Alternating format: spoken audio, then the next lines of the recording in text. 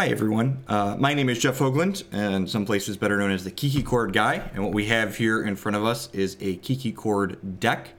And what I'm going to record today is kind of a tutorial of how I think you should think about constructing your sideboards specifically for Magic decks, especially in toolbox decks like this, but I think what I'm about to do applies to all Magic decks in general. So I'm planning to play this deck in the mocks tomorrow on Magic Online, and I'm not quite sure what I want my 15th sideboard slot to be, and I'm not 100% sure on all of the cards that I already have in my sideboard. So one of the ways I help make that decision and figure out what I want those last two slots to be to myself is kind of make a game plan as I'm going in of what I want to be doing to make sure that I have the popular and matchups I expect to play covered with my sideboard. So I've got the deck laid out here in different piles, and while they might not make sense on the surface, let's explain them a little bit. The first one here is all the lands. That would make sense. Easy. The second pile here, Oath of Nissa, Renegade Rallier, Lotus Cobra, Kiki Restoration Angel. What these cards have in common is, I think these 16 cards are uncuttables, basically. These cards should always be in my deck post-sideboard. Lotus Cobra, Renegade Rallier is just kind of like the dumb modern thing that this deck is capable of doing. And Kiki Resto is our combo cards, and Restoration Angel is just a quality Magic card in general that you want to keep in your deck at all times.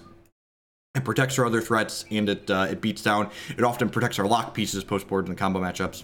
These other cards in my deck, we have Voices and Birds, we have a bunch of Fun Ofs to tutor for, and then we have the tutors themselves. These are the cards that we're going to be trading in and out in various matchups. So when I'm not quite sure what I want to do with my sideboard, you want to think about and make a plan for the matchups that you're going to be playing against in the format. So Modern's a pretty diverse format. So what I've done is I've got the MTG Goldfish metagame page pulled up next to me here on my other monitor, and I'll link that in the video description below afterwards for those that aren't familiar with it. And I'm just going to kind of go through the popular matchups that are on there. We're going to do 8, 10, maybe 12 even, because Modern's pretty diverse, and talk through what I plan to do in those matchups to see if my sideboard plans in those matchups are good. So first deck on the list, Grixis Death Shadow. Not surprised, best deck in Modern. So Grixis Death Shadow, I want to cut my Birds of Paradise because this matchup usually comes down to being a little bit more attrition based as the game goes along. Sometimes they do just aggro us out, but a lot of the times we're able to set up good blocks with Voice and Rallier and just kind of grind the game longer. And we want all of our cards to be worth a card, and Birds just isn't worth a card in that matchup. Eldritch Evolution, you usually can't afford to draw too many of them because, one, they're bad against Stubborn Denial, and two, because it's an attrition-based matchup, a lot of times our opponent is killing our things, and if we don't have a thing, we can't evolve anything. I think most of our bullets are fine in this matchup. The only one I could take or leave is Acidic Slime. I wouldn't mind cutting this. The Death Touch is reasonable, but it's kind of expensive in terms of mana cost. The Death Touch is the only reason to consider keeping it. So I have like 7-ish things I would like to cut in this matchup. And I look at my sideboard, and I have 3 copies of Fiery Justice and an Engineered Explosives that I would certainly like to bring in, and then Tireless Tracker generates card advantage, so that's probably fine. I could see Glorybringer maybe being a card to bring in, but again, it's kind of expensive, and this doesn't actually kill any of their things, so this is probably worse than the Acidic Slime. So it looks like I have about 6 cards to bring in here, but if I'm looking to shore up my sideboard, it doesn't look like any other matchups need the help. It looks like I could potentially put another card in my sideboard that would get to come in against Grixis Death Shadow. So, but you know, as this is constructed, if I submitted these 74 cards, I would cut these 6 and bring in these 6. Let's put these back in the piles. Then I go to the next deck on the list and go, okay, Blue-Red Giftstorm. What do I want to do against Blue-Red Giftstorm? So Blue-Red Giftstorm, I want to cut all of my bad one-of bullets. So Acidic Slime doesn't do much there. Marian Crusader doesn't do much there. Thragtusk doesn't do much there. Scavenging Ooze is fine. It eats the graveyard in response to Past in Flames. Eidolon is great, obviously. Selfless Spirit seems fine. Pian Kirinalar, probably too slow to be relevant removal. Definitely want Godok Teague. Probably want Forge Chen to protect my Godok Teagues and my Eidolon Redux from Lightning Bolts and Sweepers. Engineered Explosives is probably good. This cleans up their goblins and it can kill their 2-drops. I could see cutting a Selfless Spirit here, but I don't really have anything else I want to bring in. It's possible this Glorybringer is good, but it's also just kind of expensive and clunky, right? Our plan is to just like lock them out with cards like these and then do this. So it looks like I have 4 in, 4 out for Storm, so that's probably fine. Next up, Green-Black Tron. Thragtusk is certainly bad. Eidolon probably isn't very good. Scavenging Ooze is terrible. Mirian Crusader could possibly be bad. Pian Kurinalar are awful. Selfless Spirit is good, counters Oblivion Stone activations, Acidic Slime kills their lands, obviously great. Definitely want these Blood Moons, want this Reclamation Sage. I don't think I want Godlike Teague in this version of this deck because I have Chord of Callings. I think my Chord of Callings are more important to me than their expensive cards are to them. So it looks like at a glance, I've got 5 cards to cut and I've got 4 to bring in. So I might want something else for Tron. I could also see leaving in Eidolon of Rhetoric's not the worst in this matchup. Like I said, because we have Chord of Calling and Restoration Angel as flash threats, Eidolon can often slow down the Tron opponent because when they cycle through their eggs, their chromatic stars and spheres, this means that's all they can do in a turn, which is pretty good for us. So maybe a card for Tron, maybe just leave the Eidolon in. 5 color humans. What do we want against 5 color humans? Eidolon of Rhetoric is pretty terrible. Acidic Slime is slow and clunky. Scavenging Ooze is decent there. The board tends to fill up with stuff. What do I want on my board? I definitely want these Engineered Explosives. I definitely want these Fiery Justices. What else I want to cut in this matchup? I think Voice is pretty good because getting inside of combat, making a giant token is decent. Mirian Crusader doesn't really block anything profitably, right? I guess they have some poopers on the ground, but most of their large guys and gals are white, right? Like Value's Lieutenant and Champion of the Parish. I think Thragtusk's body isn't great, but I think I just want some health gain against the aggressive deck to be able to search up. So I have 5. I definitely don't want a card that's good against humans on my board because I have like 5 cards here that I want to bring in, and I've got only 3 cards I want to cut. It's probably not terrible to just cut a couple of Chord of Callings in this matchup. We do that pretty commonly against more aggressive decks, and we still have 4 tutors left here. I think I like all of these cards. I definitely want my acceleration in that matchup. So yes, the humans matchup is fine in terms of ins and outs. Jeskai Control, another matchup where I want my birds gone, probably want a couple of Eldritch Evolutions out. Mirian Crusader's probably bad. So what do I want against Jeskai Control? I definitely want at least 2 Blood Moons. I want Forge Tender. I want Tireless Tracker.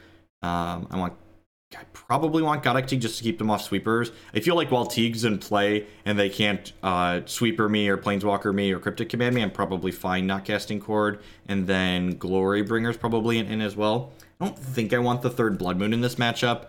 Blood Moon, like, we're not playing Blood Moon with the goal of like making them not play Magic. That will happen occasionally, but the goal of this card is to like make their mana slightly awkward so they can't like Cryptic plus something else. They can't snap Cryptic. This also turns off Celestial Colonnade, which is one of their best ways to kill us. So you only want 2 of those. So it's looking from the way my ins and outs are going so far that I feel like I could use an extra card for the kind of grindy matchups where I'm cutting these birds plus these evolutions. It looks like I'm one card short around there, but let's keep going and see if there's anything else. So Grixis Death Shadow and Jeskai Control are 2 matchups I've identified that I want an extra card on my sideboard.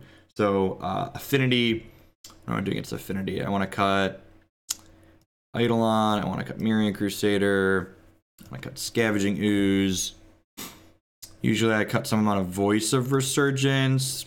It's close. So used to always cut Voice, but Voice is pretty good alongside Eldritch Evolution. Cutting a non-zero number of them are probably fine, because usually, actually, yeah, I'm just going to cut all of them. Usually if we're Eldritch Evolutioning, we have a Kataki here. We're just getting Kataki, so I don't need to get up to Pia. So actually I have a lot of cards here for robots, right? Kataki, Sage, 2 EE, 2 Fiery Justice, and a Burrington Forge Tender that can all come in.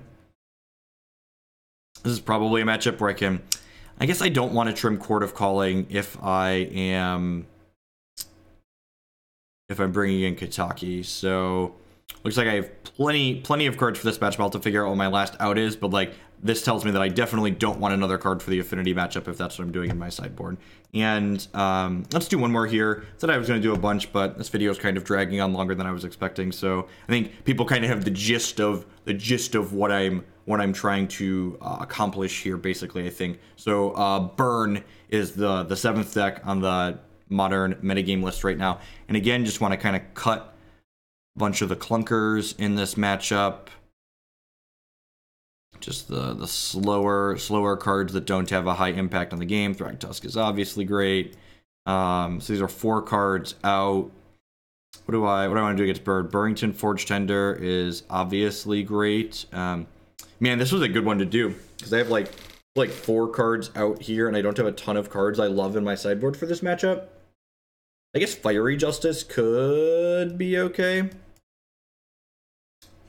Reclamation Sage is probably fine just for like destroying this kills Eidolon of the Great Revel, which is fine. So this actually tells me that what I'm interested in having in my sideboard here is probably another card or 2 for the Bird matchup even. And kind of if there's a card that hits that sweet spot of getting to come in against Grixis, Death Shadow, Jeskai Control, and Burn, if there's a card that like hits all 3 of that criteria, that's a card I'd be interested in playing. So honestly, maybe I just want a couple of Courser of Kruphix in my sideboard. That's often the answer to what I am interested in doing. Like that card kind of fills that. It's good against Burn while also generating card advantage against Jeskai Control and Grixis, Death Shadow, and other matchups like that. So yeah, I think I'm gonna put a Courser Kruphix in my board. And honestly, I might even just replace this extra Tireless Tracker with another Courser of Kruphix just to shore up the Burn and the aggressive matchups a little bit. This card's just a very reasonable Magic card in general here, and it definitely fills out that last slot that I'm interested in filling out. Hopefully that didn't drag on too long. If it did, hopefully you watch it at 2x speed. But that's kind of what I do to myself. I was sitting here doing this and I was like, man, I wonder if a lot of people do this when they build sideboards. Maybe you build your sideboard in a different way. If so, you should, if you have good suggestions for that, a little bit better than what I do here, feel free to tag me on social media and let me know what you do. But hopefully you found this interesting and informative, and it helps you kind of think about how you're going to construct your sideboards with decks that you're playing in the future, especially toolbox decks. Thanks for watching, folks, and I will catch all y'all around later. Remember, if you enjoy the content, to hit that subscribe button on YouTube and consider supporting me on Patreon or with a paid subscription or Amazon Prime subscription on Twitch. I will catch all y'all around later. Peace, folks. Thanks for watching.